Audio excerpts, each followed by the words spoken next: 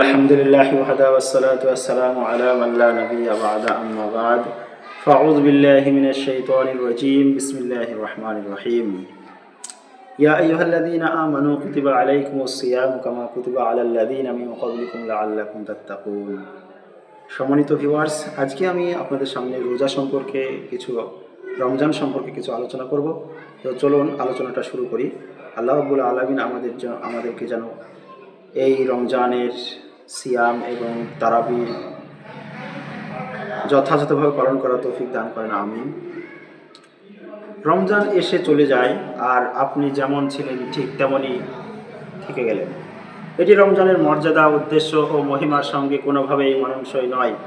রমজান হলো আত্মশুদ্ধির এক কর্মশালা, এমন এক শক্তির উৎস যা কঠোর স্বভাবকে কোমল করে, নফসের খসখসে ধারগুলোকে মসৃণ করে দেয় এবং মানুষকে ভিতর থেকে গড়ে তোলে।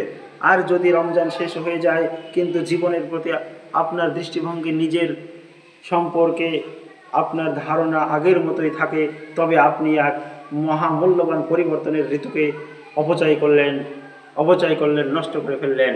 কারণ রমজান মানুষের মূল্যবোধের মানদণ্ড বদলে দেয়, আল্লাহর সন্তুষ্টকে চিন্তার কেন্দ্রস্থলে নিয়ে আসে এবং মানুষকে তার আসল পরিচয় স্মরণ করিয়ে দেয়। সে একজন বান্দা যাকে এক মহিমান্বিত সাক্ষাতের উদ্দেশ্যে এগিয়ে যেতে হবে। রমজান আপনাকে পুরনো, ক্লান্ত, ব্যবহৃত সংস্করণ থেকে মুক্ত করে, আকাশ সংযুক্ত আরও পবিত্র, আরও নির্মল একটি রূপ আপনাকে উপহার দেয়।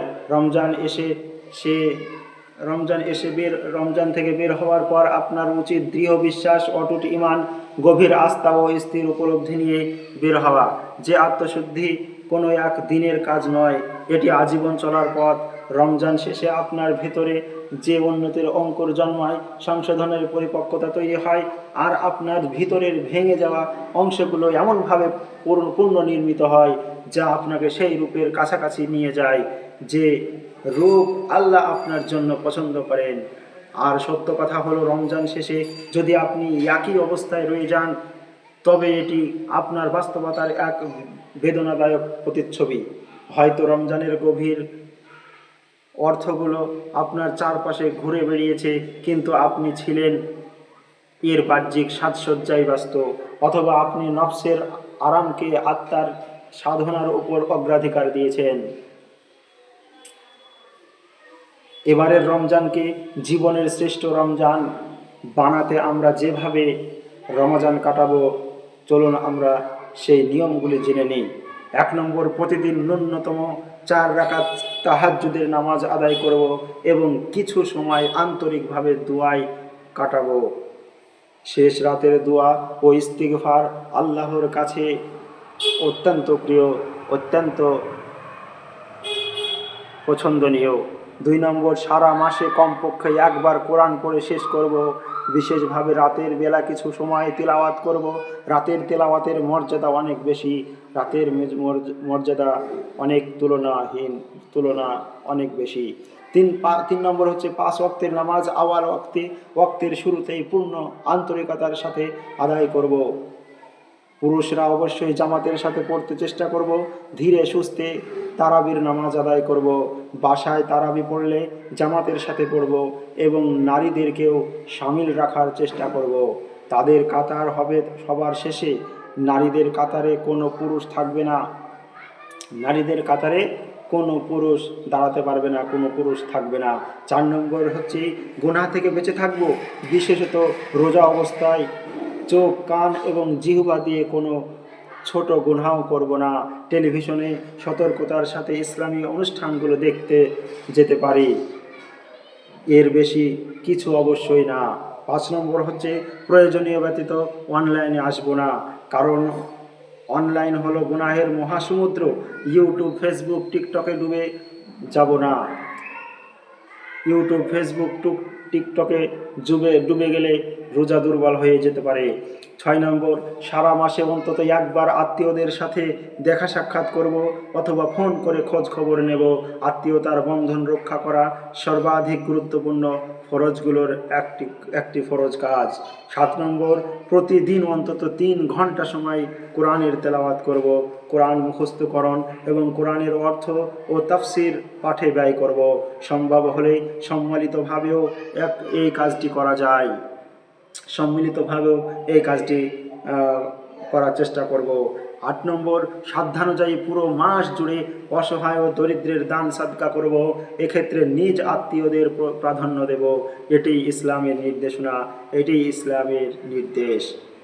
দ্রব্যমূল্যের ঊর্ধ্বগতিতে এমন অনেক পরিবার খাদ্য সংকটে আছে যারা লজ্জায় কারো কাছে হাত পাতে না।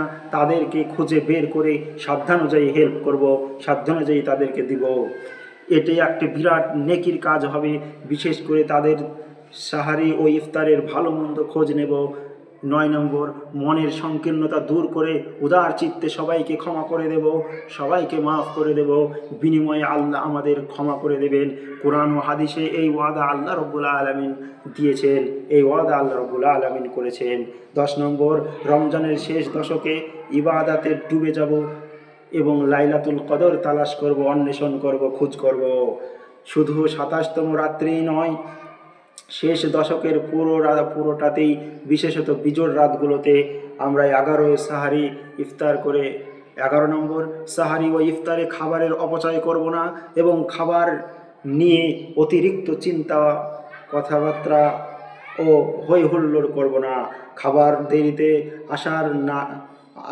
খাবার দেরিতে তৈরিতে বাসার নারীদের যথাসাধ্য সহযোগিতা করব। বাসার নারীদেরকে বকাঝকা করা যাবে না, তাদের কাছে কাজে সহযোগিতা করতে হবে, তাদের যা প্রয়োজন তাই নিয়ে এনে দিতে হবে সংসারের, এবং তাদের কাজে সাহায্য করতে হবে। এবং কোনো খাবার পছন্দ না হলে মেজাজ দেখানো যাবে না। কেউ ইচ্ছা করে খাবার বিস্বাদ করে না, কারণ যে রাঁধে সে নিজেও খায়, খেয়ে চেকিং করে, টেস্ট করে। অতএব খাবার খারাপ হলে কাউকে গরম দেখানো যাবে না, কাউকে বিস্বাদ করা যাবে না। 12 নম্বর, নামাজের পর, সকাল সন্ধ্যায় ও ঘুমের আগে পরের মাসনুন জিকিরগুলো গুরুত্বের সাথে পড়ব। বিশেষভাবে চাশতের নামাজে অভ্যস্ত হব। প্রতিদিন অন্তত 4 রাকাত পড়ব। 13 নম্বর, সারা মাস তাওবা এবং ইস্তিগফারে লেগে থাকব। সাহারি ও ইফতারের সময়ে দুয়ায় কিছু সময় কাটাবো। এই দুটো সময়ে দোয়া কবুল হয়। মনে রাখতে হবে, রমজানে মুমিনের প্রধান টার্গেটই হলো নিজের গুনাহ মাফ করানো, নিজের গুনাহকে ক্ষমা করিয়ে নেওয়া। 14 নম্বর, আমরা যারা গীবত, গান শোনা, নাটক, মুভি দেখা, পর্নোগ্রাফি, কুদৃষ্টি, কুধারণা, লালসা, হিংসা, অহংকার, এসব গুনাহ থেকে বের হতে পারছি না এবং এগুলো জীবনের সাথে মিশে গেছে এবং অভ্যাসে পরিণত হয়েছে, তারা রমজানের দীর্ঘ 1 মাসের কঠিন প্রশিক্ষণের মাধ্যমে নিজেদের সংশোধন করে নিতে পারি। যারা অনলাইনে গেম খেলায় আসক্ত, তারাও নিজেদের সংশোধন করে নিতে পারি। খেলা দেখে নিজের মহামূল্যবান সময় ও আমলকে ক্ষতিগ্রস্ত করব না। 15 নম্বর, এই রমজানই হতে পারে আমাদের অনেকের জীবনের শেষ রমজান। তাই হাসি ঠাট্টা, ফুর্তিবাজি ও গতানুগতিক উদ্দেশ্যহীন জীবনযাপন বাদ দিয়ে যথাসাধ্য তাকওয়া, বিনয় ও গাম্ভীর্যের সাথে এমনভাবে এই রমজান কাটানো যেন সবাই আমরা মৃত্যু পথযাত্রী। এই অনুভূতি ধারণ করে দিনগুলো কাটাবো, দিনগুলিকে আমরা উদযাপন করব, অতিবাহিত করব। মহান রব্বুল আলামিন আমাদের এই কাজগুলো সঠিকভাবে করার তৌফিক দান করুন। আমিন। আমাদের গুনাহগুলো ক্ষমা করুন এবং তার সন্তুষ্টির ওপর মৃত্যু দিয়ে কবরবাসী করুন। আমিন। আল্লাহ রব্বুল আলামিন আমাদেরকে এই রমজানের জন্য কবুল করুন। আমিন। আসসালামু আলাইকুম ওয়া রাহমাতুল্লাহি ওয়া বারাকাতুহু।